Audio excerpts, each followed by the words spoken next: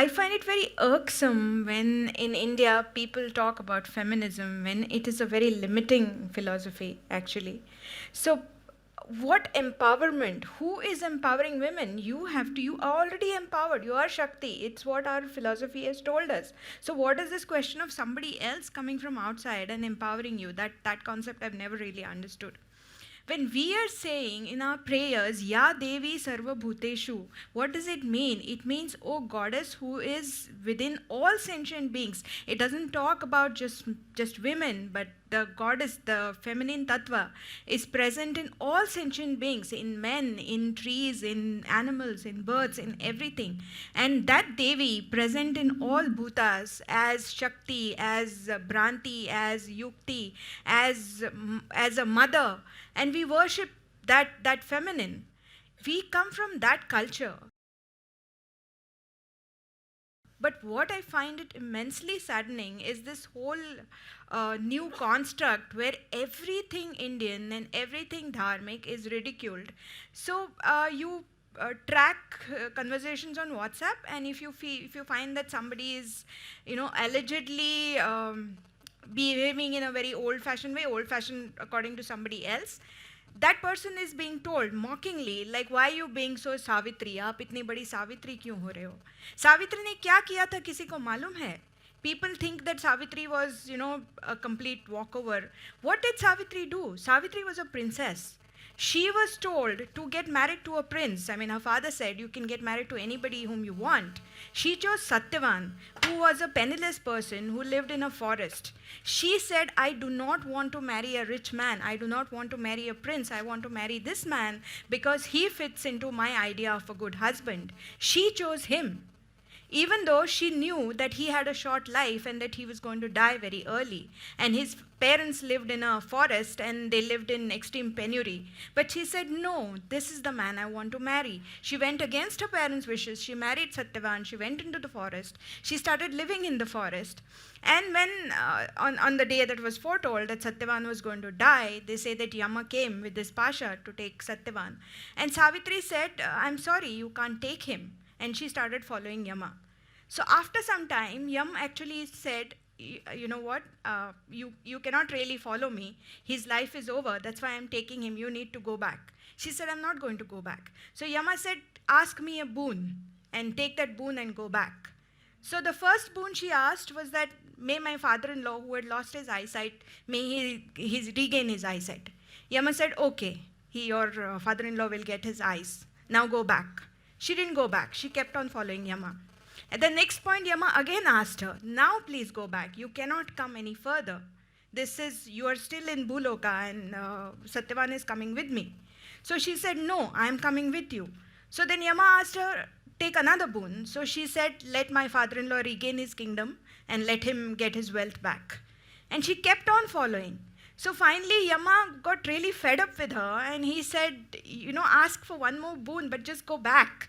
But you cannot ask for Satyavan's life back. Short of that, you can ask for anything else. So she smiled at him and she said, may I become a mother of good, worthy, whatever children, of good virtue. So Yama said yes, because she had technically not asked for her husband's life back. And then she said, but you said Tatastu, and how am I going to get those kids? I need my husband back. So then Yama gave her her husband's life back, and that's why she's worshipped.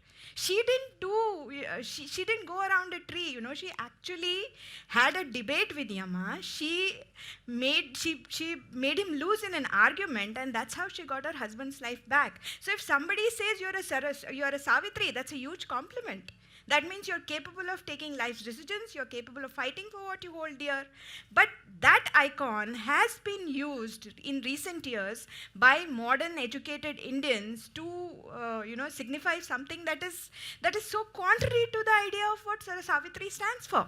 And even defeating the Lord of Death, Yama being the Lord of Death. I mean, that really takes some courage. And some persistence. Anybody else, any lesser person would have said, okay, I mean, you're saying so, I'm going back. But this is such a wonderful allegory. It's such a wonderful story of women's empowerment. Ubhay Bharti, who was Mandan Mishra's wife, he was called Ubhay Bharati. Ubhay Bharati, why? Ubhay means two, and Bharati stands for from the root bhar, which is to give light. So she was somebody who gave the light of knowledge to both her father's house as well as to her husband's house. That is why she was called Ubhay Bharati. So when Adi Shankaracharya had a debate with Mandan Mishra about which way of life was better, whether Advaita was better or Advaita philosophy was better, they were so evenly matched that they couldn't find a third person, an objective judge who would judge the debate. The only person who had that capability was Ubhay Bharati, and even though she was married to Mandan Mishra, there was conflict of interest here, but still, she said, I will do it, and I will do it impartially, and everybody believed that she would do it impartially. That is the kind of tradition that we are coming from. And which is why it saddens me immensely that in these days it is said that everything about dharmic way is discriminatory against women. As she said, it is all learnt. Where there were where our original way of life was not disturbed, we still kept on to our original thought, which was, mother worshipping, Devi worshipping, feminist sort of. I don't like the word feminist, but, the Shakti kind of, the Shakti way of thinking, let me call it that way. We still do, by the way. If any woman emerges strong, for example, anywhere else in the world, a strong woman who frightens men would be an object of ridicule, jokes, and all that. But in India, any woman who, for example, Indira Gandhi was celebrated as the only man in an all-women cabinet. And people loved the fact that her male colleagues were frightened of her. She was not ridiculed for it. And there are paintings of her as Durga incarnate. She wasn't exactly the compassionate Durga she needed to be. She became mother of one or two sons. But the and icon that is it. used to describe a strong woman is not a Haridan or not a Xantippe, it's right. Durga. So that makes a lot of difference. Which is why I find it immensely shameful that somebody who calls herself quote-unquote feminist, who didn't like a movie, and then she writes an article saying that I was reduced to a vagina. Reduced to a vagina? Excuse me? In our thought, we don't reduce anyone to a vagina. How is Shiva worshipped in a temple? Do you just see a linga? No. What is the base of the linga? It is the yoni. It is the vagina. Because it is the force of creation. And together, that is how Srijan happens. Together, that is how Srishti is created. So when somebody is using vagina and saying that I am reduced to a vagina, you are insulting your own womanhood. You are insulting the inner Shakti inside you. And that is not the Indian way of Shakti. Indian way of Shakti is an all-empowering, all-encompassing way which tells not just women, but every sentient being that you have the Shakti in you. Thank you. Shefali ji, thank you so much for that passionate and extremely Shakti charged delivery. You just reminded me that there is this aspect of colonization. We've spoken about it outside of the forum as well. But colonization is so deeply embedded that sometimes I don't even think we recognize that it's not part of our traditions. When I was doing some research on our traditions once, I was told that even the Muhurat aspect, we have our rishte and we have the bridal ceremonies and the marriage ceremonies in the north performed at night time.